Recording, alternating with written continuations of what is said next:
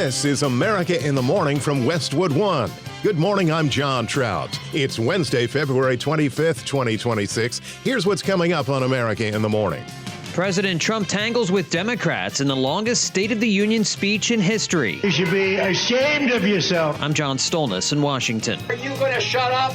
Hell no! People's State of the Union rally. I'm Bob Brown. That story coming up. There is a new plea from Nancy Guthrie's family more than 3 weeks after she was reported missing from her home in Arizona. I'm Ed Donahue. A divided Supreme Court has ruled that Americans cannot sue the U.S. Postal Service. I'm Lisa Dwyer. On Wall Street, stocks are coming off a winning day yesterday. It was a rebound after Monday's sell-off. I'm Jessica Ettinger. A multi-generation family, mental illness, a court order, and 4 people stabbed to death. I'm Richard Johnson. The DOJ suing UCLA. I'm Clayton Neville. All ahead on America in the Morning. Standing before a joint session of Congress, President Trump touted what he sees as the accomplishments of the first year of his second term and offered heavy criticism at Democrats in what became the longest State of the Union speech in history. From Washington, correspondent John Stolnis has a recap. President Trump's speech lasted 1 hour and 47 minutes, breaking the record of an hour and 28 minutes by President Bill Clinton in 2000. Trump immediately positioned his first year back in the Oval Office as an unmitigated success. Inflation is plummeting. Incomes are rising fast. The roaring economy is roaring like never before. And our enemies are scared. Our military and police are stacked. And America is respected again, perhaps like never before. In a brief moment of bipartisan applause, President Trump welcomed the gold medal winning U.S. men's Olympic hockey team into the chamber. Here with us tonight is a group of winners who just made the entire nation proud. Trump announcing goalie Connor Hellebuck would receive the Presidential Medal of Freedom for his performance. Trump attacked Democrats hard during his speech. At one point, Democrats Ilhan Omar and Rashida Tlaib can be seen shouting at Trump as he shouts at them over alleged corruption in Minnesota involving Somali immigrants. Isn't that a shame? You should be ashamed of yourself not standing up. You should be ashamed of yourself. That is why I'm also asking you to end deadly sanctuary cities. You should be ashamed of yourself. And he had choice words for Democrats who refused to stand and applaud the Save America Act that would require proof of citizenship to vote. Why would anybody not want voter ID? One reason, because they want to cheat. There's only one reason. Another rare moment of bipartisanship came when the president stumped for Congress to pass a law against insider trading, but saved a barb for a prominent Democratic member after. Did Nancy Pelosi stand up if she was here? Doubt it. As Democrats continued to push for reforms to ICE before agreeing to a funding bill for the Department of Homeland Security, Republicans cheered for over a minute after Trump accused Democrats of forcing another government shutdown. If you agree with this statement, then stand up and show your support. The first duty of the American government is to protect American citizens, not illegal aliens. Trump spent little time on foreign policy, but with military assets preparing to launch airstrikes on Iran. My preference is to solve this problem through diplomacy.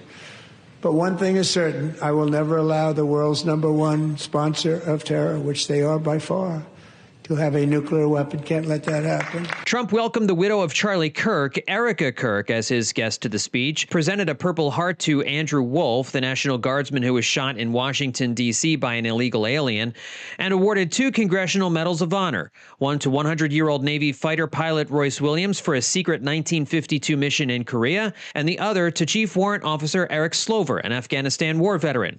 Trump later joked the medal is so revered he would give it to himself if he could. John Stolnis, Washington. Outside the U.S. Capitol, Democrats held what they billed as the People's Rally, blaming President Trump for a number of issues. And after the State of the Union, Virginia Governor Abagail Spanberger gave the Democrat response. Bob Brown has that part of the story. Dozens of Democratic lawmakers gathering for a People's State of the Union rally on the National Mall Tuesday night instead of being inside the Capitol watching the State of the Union. Federal workers and immigrants were also at the rally. Connecticut Senator Chris Murphy, who wasn't attending the State of the Union, was briefly interrupted when a heckler approached the podium yelling, "Go Trump," but was quickly hustled off the stage. The true State of the Union is this. This union is in crisis right now. Our cities are under attack by lawless law enforcement. Pennsylvania Representative Summer Lee says Americans are beginning to fight back against Trump's policies. They're union busting. They're handing tax breaks to billionaires and sending the bill to the rest of us. Arizona Senator Ruben Gallego, also skipping the address, says keep the federal government out of our cities. You do not military occupy anything in any part of this country. Those are U.S. citizens. They deserve the right to free speech. They deserve the right to say there's something wrong in my community, and they deserve the right to protect themselves and say, I will not stand for this. Maryland Senator Chris Van Hollen also sitting this one out. So I have a question for all of you patriots. Are you going to shut up? Hell no. Virginia Governor Abagail Spanberger delivering the official Democratic response, speaking of tariffs. Since this president took office last year, his reckless trade policies have forced American families to pay more than $1,700 each in tariff costs. Small businesses have suffered, farmers have suffered, some losing entire markets. Everyday Americans are paying the price. I'm Bob Brown. The top stories of the day are sponsored by Sleep Number. Save on personalized comfort during Sleep Number's President's Day sale. Their best deals are on now, limited time, only at a Sleep Number store or sleepnumber.com. Who says you can't sue the post office? You can't. We'll have details after these messages.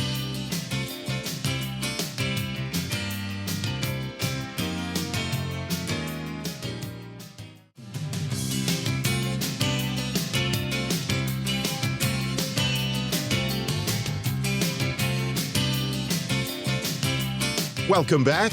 You're with America in the Morning. At the national map, AccuWeather.com meteorologist LaTroy Thornton has a check of the Wednesday forecast. Some parts of the Northwest do have another fairly busy weather day in store today as a disturbance dives south and eastward through the region, but a downward trend in available moisture compared to yesterday means reduced intensity of both the rain and snow for many places, perhaps a little more than some sprinkles for much of western Washington state and just a few showers into Oregon.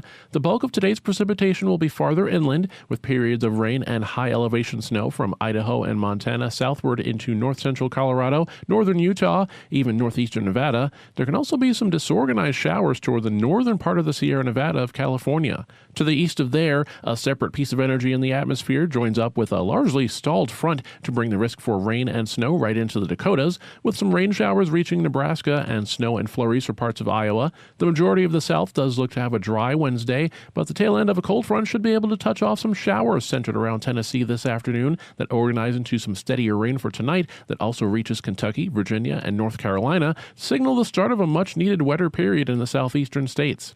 The northern side of that front carries a higher risk for snow instead for the Great Lakes and the Northeast, where it's a colder Wednesday to come, with snow at least mixing with rain from western and southern Pennsylvania through southern New England. Snow showers extend from western New York toward the Hudson Valley, with steadier intermittent snow over northern New England in particular. However, at least a flurry can be expected back to the west of there over much of lower Michigan. In Union City, New Jersey, rain and snow give way to clouds today and a high of 43. For Congress, Arizona, it's looking sunny and quite warm today, the high 80. That's the weather across America. I'm AccuWeather.com meteorologist LaTroy Thornton. Remember to follow us wherever you get your podcasts. Search America in the Morning in your favorite listening app.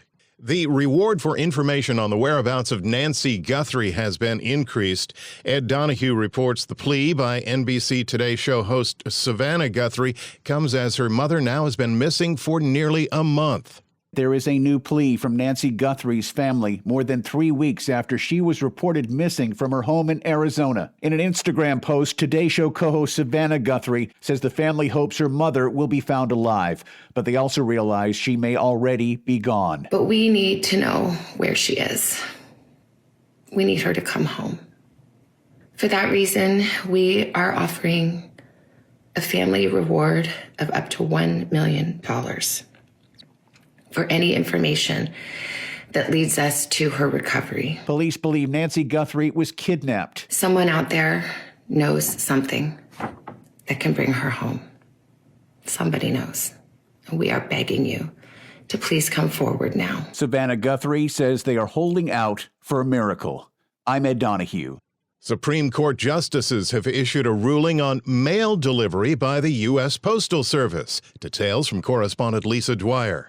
A divided Supreme Court has ruled that Americans cannot sue the U.S. Postal Service, even when employees deliberately refuse to deliver mail. By a 5-4 vote, the justices ruled against a Texas landlord who alleged her mail was intentionally withheld for 2 years. The landlord is Black and claims racial prejudice played a role in the postal employee's actions. Justice Clarence Thomas wrote in his majority opinions that the federal law generally shields the Postal Service from lawsuits over missing, lost, and undelivered mail, includes the intentional non-delivery of mail. Justice Sonia Sotomayor wrote in dissent that the immunity does not apply to situations when the decision to not deliver mail was driven by malicious reasons. I'm Lisa Dwyer.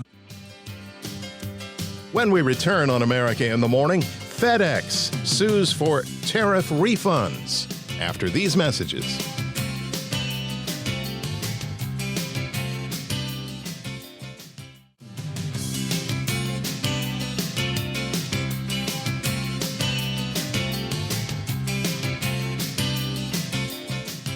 Welcome back. You're with America in the Morning. It remains to be seen how the State of the Union address will affect markets today, but things were rosy on Tuesday. Here's CNBC's Jessica Ettinger. Wall Street opens this morning after a winning day for stocks. Markets rebounded from Monday's plunge. The Dow up 370 points. We are, after all, just a couple percent from all-time highs in the S&P 500, and you kind of don't want to necessarily assume which way this very tight range-bound trade is going to resolve. CNBC's Mike Santoli. But whether February is a winning month for stocks will come down to the wire. Only the Dow's in the green for the month.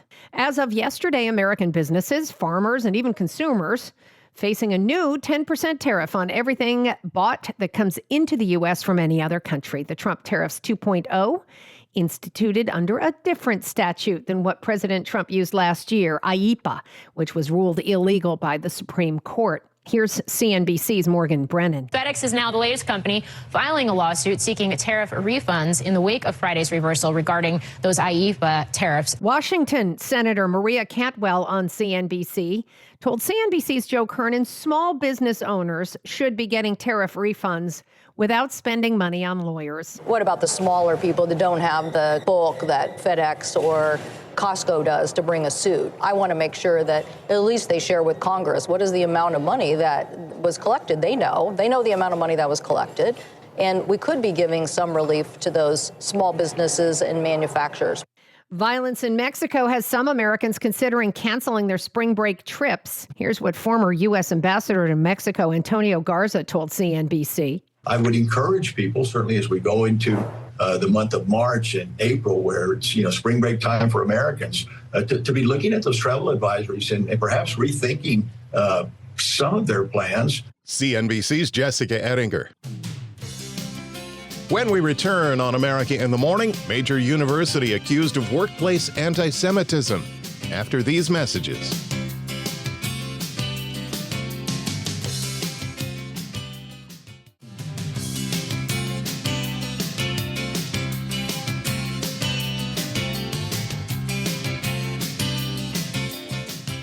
A shocking scene in a small residential neighborhood. 5 people, including a suspect, are dead in a mass stabbing in the Pacific Northwest.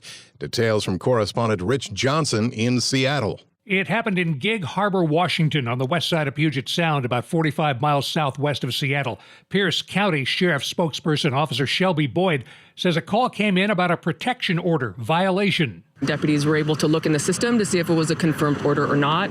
It was an order, but it just hadn't had that final step of being served yet. But on the way to do so, another call came in. A man was stabbing someone on the neighborhood street. Pierce County Sheriff's deputy arrived on scene, called out that shots had been fired. Those shots killed the still unidentified man. 3 other people were found stabbed to death at the scene, and a 4th died at a nearby hospital. While the identities of the victims and suspect have not been released, reporters did locate another protection order filed nearly a year ago. The mother of a 32-year-old man sought the order against her son. Court documents referenced a deteriorating mental health situation, which included abuse of both relatives and animals. Other reports say that 3 generations of a family lived in the home, some of whom only spoke Russian. A judge at the time ordered the son continue taking his medications and stay at least 1,000 feet away from his mother and her home. I'm Rich Johnson in Seattle. The Department of Justice is suing University of California system over allegations that its L.A. campus turned a blind eye to workplace anti-Semitism. Correspondent Clayton Neville reports. The lawsuit marks the latest effort by the Trump administration surrounding UCLA. The federal government froze $584 million of the school's research funding over allegations that it violated civil rights law by failing to protect Jewish students from harassment. Well, in its complaint this week, the DOJ accuses the University of California, Los Angeles of failing to properly investigate what the agency said were dozens of civil rights complaints filed by Jewish and Israeli employees since the October 2023 Hamas attack on Israel. The DOJ consistently referred to spring 2024 encampments on UCLA in its complaint. The department alleges that the university waited too long before calling police in. The agency also accuses UCLA of retaliating against employees who filed anti-Semitism complaints. I'm Clayton Neville. America in the Morning for Wednesday, February 25th, 2026 is produced by Jeff McKay. I'm John Trout. This is Westwood One.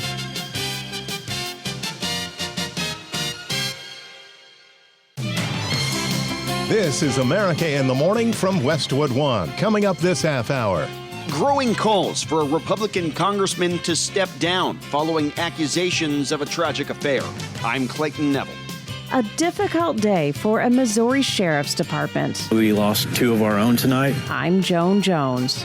Consumers' confidence in the U.S. economy improved slightly in February after cratering in January. I'm Lisa Dwyer. Anthropic AI butts heads with the Defense Department. I'm the new old tech guy, Chuck Palm.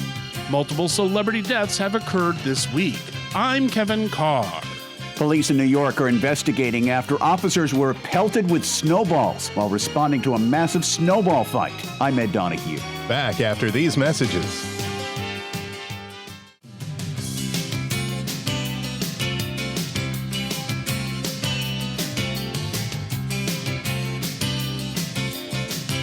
This is America in the Morning. Some areas of the nation under several inches of snow, others in a drought. Here's AccuWeather.com meteorologist LaTroy Thornton. Places from the central part of the Virginia border with North Carolina through much of inland North Carolina, a vast majority of Florida, Georgia, and South Carolina, even southeastern Alabama are now in a severe drought after persistent, unusually dry conditions. But some of this zone has a period of much-needed rain on the way over the next couple of days, all thanks to a slow-moving cold front heading across the southeast. While the daylight hours of today look dry, some showers should develop this afternoon in Tennessee, spreading south and east and transitioning to some steadier rain as well for tonight into Virginia and North Carolina. That becomes more widespread rain that lasts through Friday morning as far to the south and east as areas of Alabama and Georgia just to the north of the Florida border. A general half-inch to inch-and-a-half of rain can be expected, with it mostly falling over a long enough period to be gradually absorbed by the ground to help the best with the drought. Farther to the north, a clipper continues to produce some snow from the Great Lakes into the northeast, especially interior and northern sections. Rain mixes in with the snow from Pennsylvania through Long Island, southern New England, even southern New Hampshire, with up to 3 to 6 inches of snow instead over northern New York State. Even cities like New York could get a quick coating of new snow through early today, just days after the blizzard that blasted the area with exceptional snow totals. Another fast-moving storm brings a round of rain and snow to the western Dakotas, with rain showers more likely into Nebraska, but all snow perhaps from eastern South Dakota to central Iowa. To the west of there, a storm continues to push through the northwest and northern high plains while losing a bit of steam as it does so, but it can still bring rain and snow from Montana through Colorado today. That's the weather across America. I'm AccuWeather.com meteorologist LaTroy Thornton. Follow us wherever you get your podcasts. Search America in the Morning in your favorite listening app. In the longest State of the Union speech in history, President Trump touted his accomplishments and also sparred with Democrats. John Stolnis has a recap from Washington. Trump immediately positioned his first year back in the Oval Office as an unmitigated success. Inflation is plummeting. Incomes are rising fast. The roaring economy is roaring like never before. And our enemies are scared. Our military and police are stacked. And America is respected again perhaps like never before. President Trump welcomed the gold medal winning U.S. men's Olympic hockey team into the chamber. Here with us tonight is a group of winners who just made the entire nation proud. Trump attacked Democrats hard during his speech. At one point, Democrats Ilhan Omar and Rashida Tlaib can be seen shouting at Trump as he shouts at them over alleged corruption in Minnesota involving Somali immigrants. And deadly sanctuary cities, you should be ashamed of yourself. And he had choice words for Democrats who refused to stand and applaud the Save America Act that would require proof of citizenship to vote. Why would anybody not want voter ID? One reason, because they want to cheat. Another rare moment of bipartisanship came when the president stumped for Congress to pass a law against insider trading. Republicans cheered for over a minute after Trump accused Democrats of forcing another government shutdown. The first duty of the American government is to protect American citizens, not illegal aliens. Trump spent little time on foreign policy, but with military assets preparing to launch airstrikes on Iran. My preference is to solve this problem through diplomacy. But one thing is certain, I will never allow the world's #1 sponsor of terror, which they are by far, to have a nuclear weapon. Trump welcomed the widow of Charlie Kirk, Erica Kirk, as his guest to the speech, presented a Purple Heart to Andrew Wolf, the National Guardsman who was shot in Washington, D.C. by an illegal alien, and awarded 2 Congressional Medals of Honor, one to 100-year-old Navy fighter pilot Royce Williams for a secret 1952 mission in Korea, and the other to Chief Warrant Officer Eric Slover, an Afghanistan war veteran. John Stolnis, Washington. Republican House leadership is responding to calls for a Texas congressman to step down following an alleged affair that ended in tragedy. Correspondent Clayton Neville reports. The widower of a former staffer for Congressman Tony Gonzalez of South Texas recently came forward with allegations that Gonzalez and his wife had an affair. He said he found out about the alleged relationship and his wife became increasingly depressed. She died after reportedly setting herself on fire. Since the allegations were made public, there's been a growing number of calls for Gonzalez to resign, but instead, he's pursuing his bid for re-election. He's denied the affair accusations and written them off as political attacks. This week, House Speaker Mike Johnson was asked about Gonzalez by reporters and said that all of the facts have to come out before any action should be taken. Been intellectually consistent about this. Whether you're talking about Republicans or Democrats, you have to let the system play out.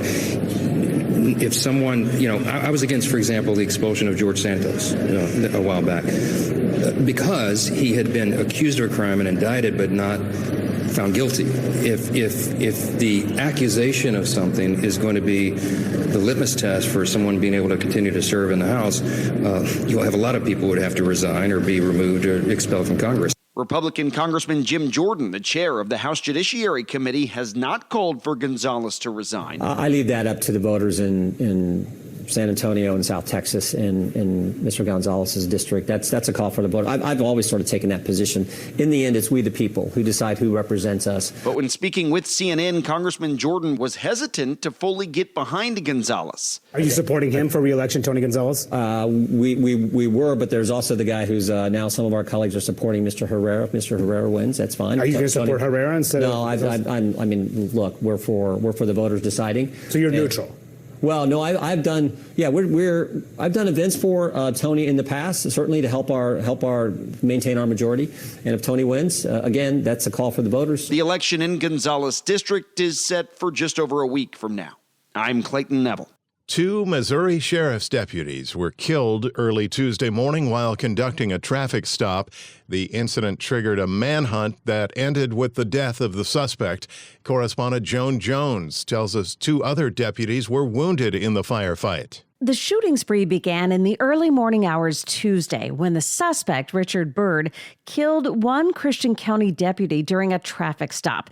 He took off in his truck, abandoned it at a roundabout, and then fled into the woods. A manhunt on the ground involving roughly 100 officers that included state troopers, federal agents from the U.S. Marshal Service, the Bureau of Alcohol, Tobacco, Firearms, and Explosives, and the FBI began.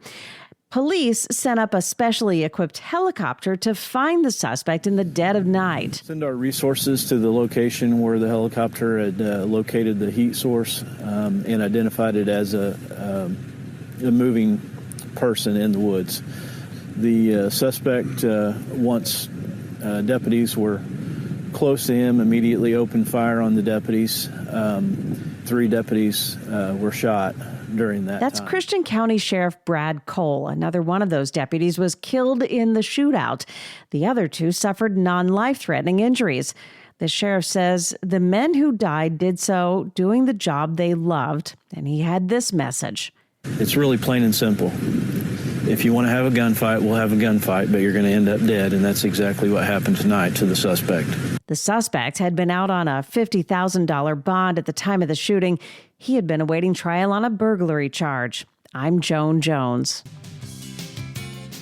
When we return on America in the Morning, new developments in the case surrounding the Charlie Kirk shooting. After these messages.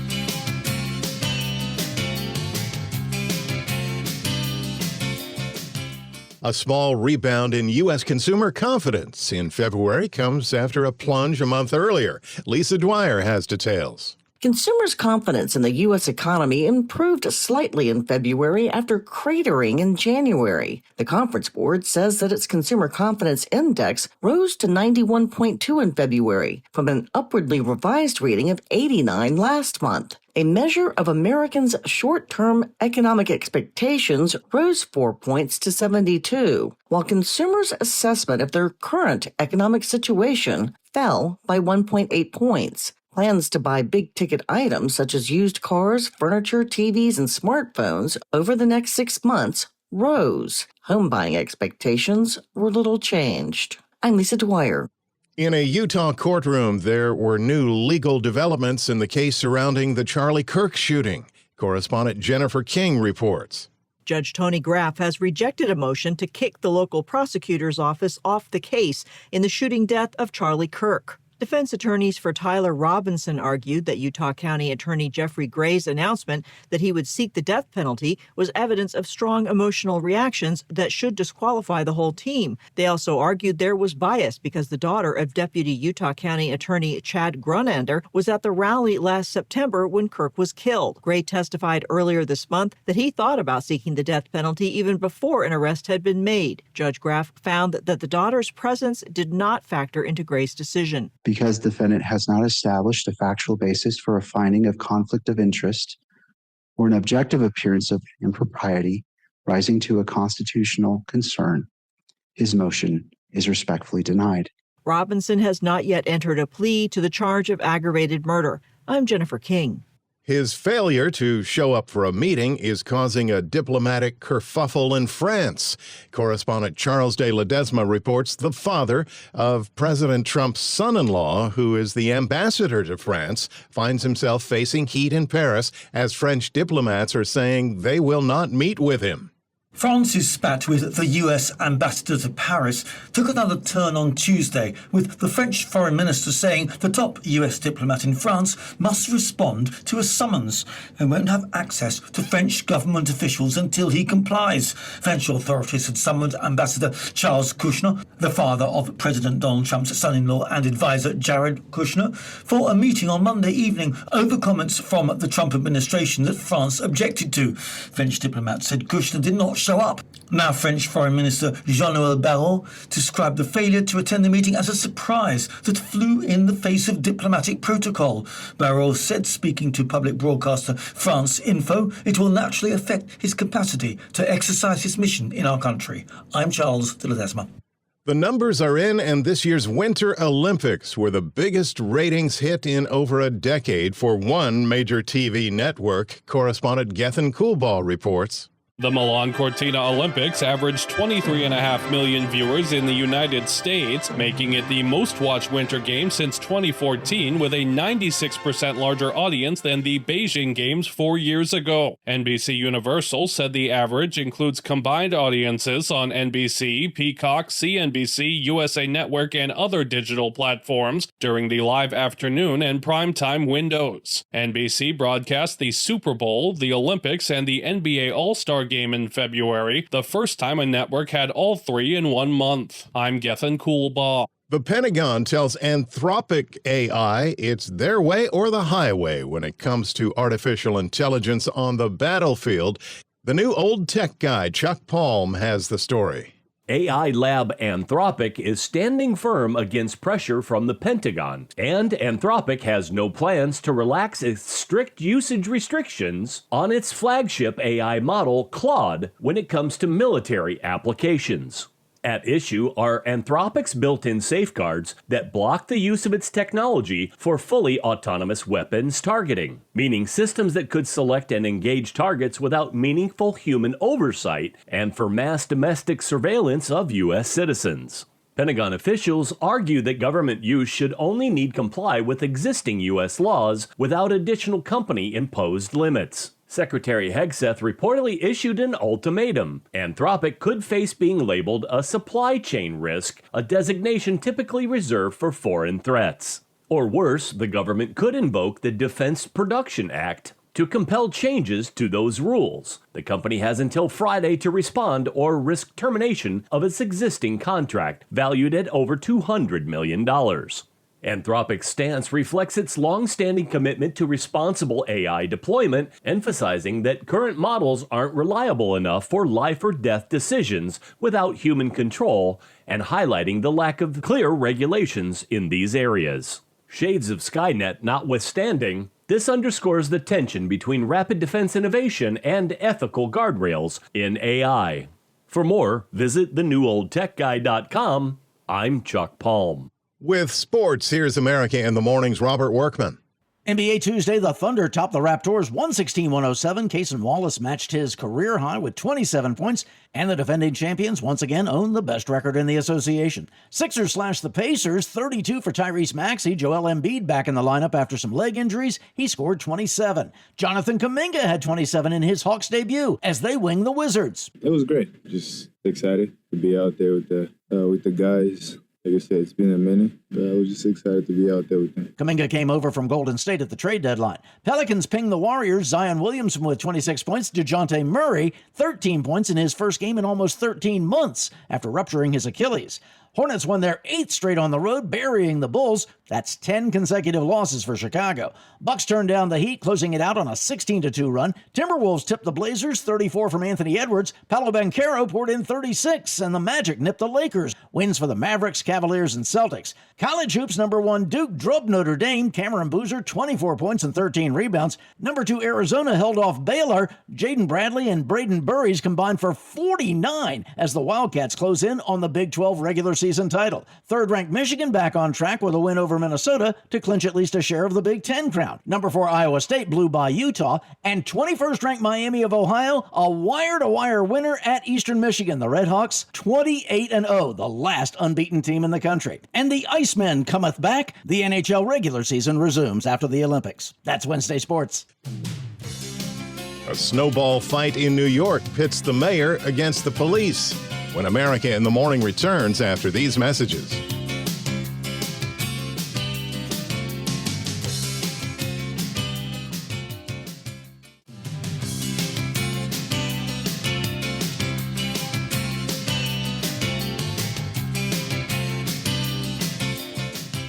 America in the Morning continues. It seems bad news comes in threes in Hollywood with the news that the daughter of actor Martin Short has died, as did 2 other actors, including Robert Carradine. Entertainment reporter Kevin Carr has details. Tragedy struck Martin Short and his family with the news that his daughter, Catherine, had taken her own life on Monday. Keeping out of the public spotlight, Catherine Short was a social worker with Bring Change to Mind, an organization committed to breaking down stigmas of mental illness. Similar news broke this week that actor Robert Carradine had taken his own life at the age of 71. Carradine's family said he had been battling bipolar disorder for 2 decades. The youngest son of classic movie actor John Carradine, Robert Carradine appeared in multiple films, including alongside John Wayne in The Cowboys, but it was the part of Louis Skolnick that made him famous in the 1984 comedy Revenge of the Nerds. Hey, Louis, what time you got? I'm trying to work out our exact ETA. I got 237. Dad, how fast are we going? I've got the old cruise control set at 35. Carradine shook off the nerd persona in 2001 when he starred as Hilary Duff's father in the Disney Channel's Lizzie McGuire. If there's something you really need, we'll get it for you. I'm really glad you're here. I'm really glad you included me in your plans tonight. Also, in the United Kingdom, cosmetic surgery-obsessed influencer Jordan James Park passed away on February 18th at the age of 34. Park was known as the Lip King from his appearances on E's reality series Botched. I was once a lip disaster, but now I'm known in England as the Lip King. Park had recently undergone another cosmetic surgery procedure, which triggered a police investigation. 2 people were arrested on February 20th on suspicion of manslaughter. I'm Kevin Carr. A rift is forming between the New York City mayor and the police department in the nation's largest city after nearly a dozen officers were injured during a snowball fight. Correspondent Ed Donahue reports the officers were responding to what was a planned event in a park, but a video has now surfaced of the snowball throwers taunting police as they pelted the officers, and the police union is demanding arrests. It happened in Washington Square Park in Manhattan. Video shows 2 uniformed officers pacing a walkway as snowballs fly in their direction, hitting the officers. They grew visibly frustrated and shoved at least 2 people to the ground.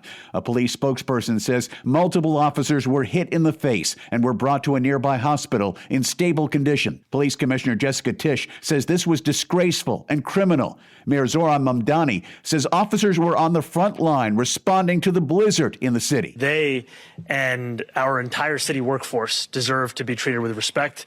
The only person in our city's workforce who deserves to be treated with a snowball is me. The mayor seemed to downplay what happened. From the video I saw, it looked like kids at a snowball fight. The head of New York's police union says this wasn't just a snowball fight, it was an assault. I'm Ed Donahue.